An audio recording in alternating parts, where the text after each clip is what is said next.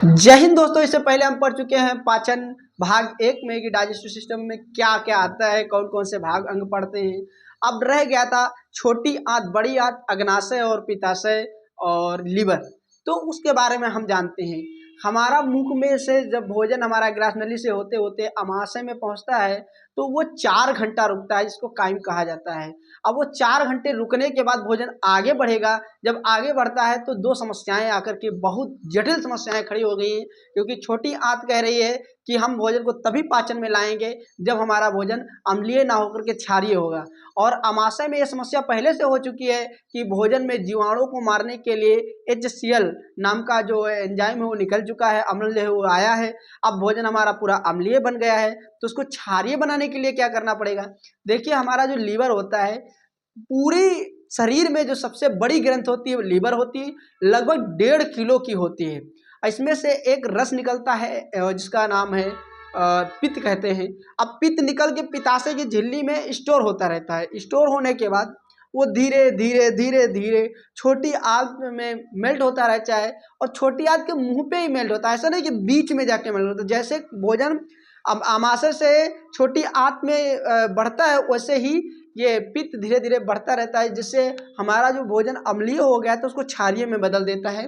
जो वो हार्मोन्स निकालता है, जो पित्त निकालता है, उसका नाम है कोलेस्ट्रोकाइनिन नाम का हार्मोन्स एंजाइम होता है, जो कि हमारे भोजन को क्षार से अम्ल से क्षार की ओर बदल देता है।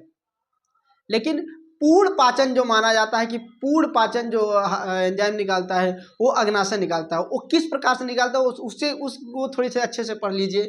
अग्नाशय से हमारे मतलब जो एंजाइम निकलते हैं वो 3 होते हैं, जिसका नाम है ट्रिप्सिन, एमाइलेज और लाइपेज। ये 3 एंजाइम निकल करके भोजन को अलग अलग तरीके से पचाते हैं, क्योंकि हम भोजन में एक ही चीज़ तो खाए नहीं होते हैं। अलग अलग चीज़ें जब खाएं हैं तो अलग अलग ही तो पचाएगा। तो पहले समझते हैं कि क्या होता है। अग्नाशय से निकलता है ट्रिप्सिन, ट्रिप्सिन बदल देता है पेप्टोन में। अब पेप्टोन, हमारा भोजन जो था ट्रिप्सिन से पेप्टोन में बदल चुका है। अब पेप्टोन में जब बदलेगा तो आगे चल के बदलेगा पेप्टाइड में। जब वो पेप्सिन से पेप्टीन में, पेप्टीन भी अब पेप्टाइड में। फिर दूसरा एंजाइम निकलता है एमाइलेज। एमाइलेज जो होता है वो मंड होता है उसको पाचन कर देता है। उसके बाद होता है लाइपेज।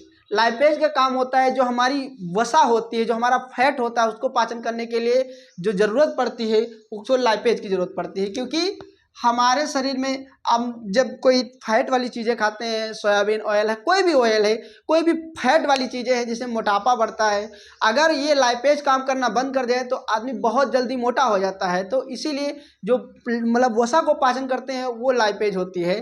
तो ये 3 ऐसे एंजाइम होते हैं जो भोजन को एकदम अच्छे तरीके से पचा देते हैं।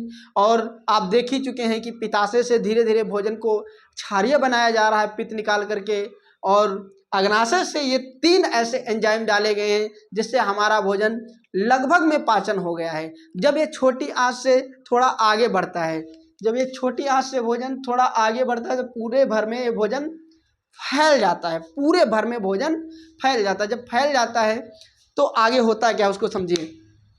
छोटी आंत में 2 ऐसे एंजाइम निकलते हैं जो भोजन को इससे एरेप्सिन जो होता है पेप्टाइड को एमिनो एसिड में मिला देता है। क्योंकि हमारा भोजन पहले से पेप्टाइड बन चुका था, लेकिन अब पेप्टाइड को अमीनो एसिड में बदल देता है, और अमीनो एसिड में बदलने के बाद भोजन हमारा पूर्ण रूप से पाचन हो जाता है। जब भोजन हमारा पूर्ण रूप से पाचन हो जाता है, अब जब भोजन पच गया है तो उसमें पचे हुए भोजन से प्रोटीन, एमिनो जितना है एंजाइम है, ये सब अवशोषण किया जाएगा। क्या किया जाएगा? अवशोषण किया जाएगा। अब पहली बात है कि जब भोजन मुंह में गया तो उसे बोनलेस कहते हैं। आप लिखा भी है, पहले को बोनलेस कहते हैं, उसके बाद काइम।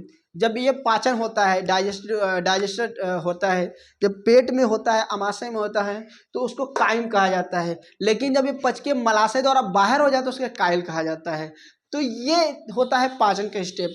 तो जब हमारा भोजन बड़ी आंत में पहुँचता है तो बड़ी आंत में किसी प्रकार का पाचन नहीं होता है, लेकिन उसके अंदर होता क्या है, जो हमारे पाचन हुए खाने में या जो पाचन हुआ, जो काइल बन चुका है, उसमें जल अभी पर्याप्त मात्रा में है। क्योंकि निकाला क्या गया है, निकाला ये चीज़ गया है कि जो हम खाए हैं, जिसमें से खाए हैं उसमें से सिर्फ अवशोषण किया गया है प्रोटीन का, एंजाइम का, लेकिन अब उसमें जल तो पूरा भरा हुआ है, जो बेस्ट जल है वो तो पड़ा हुआ है।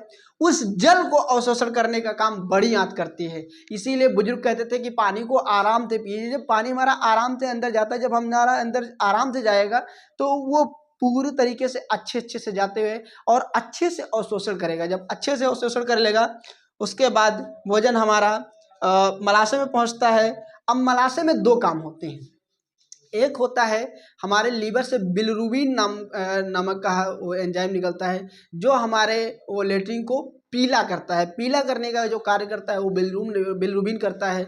उसके बाद अब जब पानी अवशोषण कर लिया गया है तो उसमें चिपचिपापन कहाँ से लाएंगे? चिपचिपापन लाने के लिए म्यूकस नाम का एक हार्मोन निकलता है, जिसके जरिए से हमारी लेट्रिन चिपचिपी होती है और अच्छे से बाहर कर पाते हैं। तो ये हमारा पाचन तंत्र था आज पार्ट 2, और आप ये पढ़ के बताइएगा कि आपको कैसा लगा। धन्यवाद।